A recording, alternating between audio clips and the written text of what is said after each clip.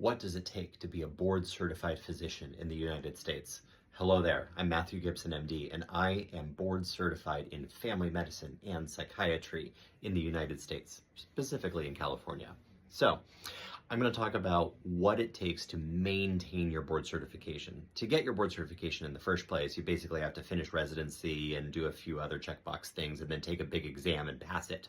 Okay, once you've got your board certification, then what? Do you just stay board certified for life? I mean, used to be, yeah. And then, used to be, you took a big exam once every 10 years to prove that you still got it.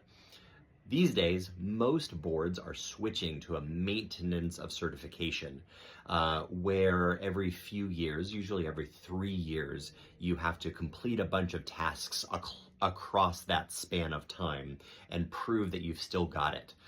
So I can only speak from direct experience for the American Board of Family Medicine and the American Board of Psychiatry and Neurology, but both of the requirements are pretty much the same. I do have to complete what's called CMEs, or continuing medical education, which is where I go to lectures and conferences or read articles and do questions on them. I also get CME credits as an attending physician for all of the lectures I give and the teaching that I do of residents. So you have to accumulate a certain number of CME credits per year and certify that to the organization.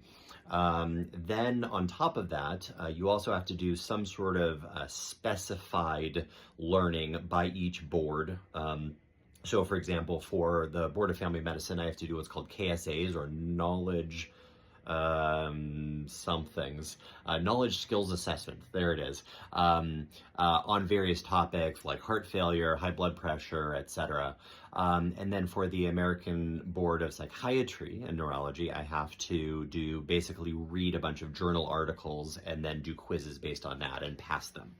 And then for each board, I also have to do some sort of performance improvement project, something like that. I think for family medicine, I did something on high blood pressure, and then on the telemedicine that I created during the COVID pandemic.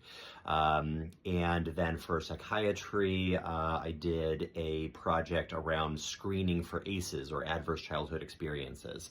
And then I had to do a patient safety project as well for psychiatry. Let's see, to stay board certified in, or actually, no, this is a California Medical Board requirement. I had to do some training specifically on opioid use disorders. And that's pretty much it, besides, of course, paying the board every year for the privilege of remaining board certified. So I have 2 board certifications, and I've offset them by a year. So for family medicine, I recertified last year, and for psychiatry, I just recertified this year.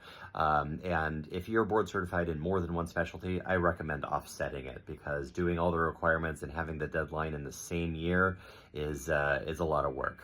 So I have been actively working on my certification for psychiatry this year, and just finished it in mid-December. So if you were a physician who trained earlier with the once every 10 years versus now the switch to ongoing maintenance of certification, what do you think about the change?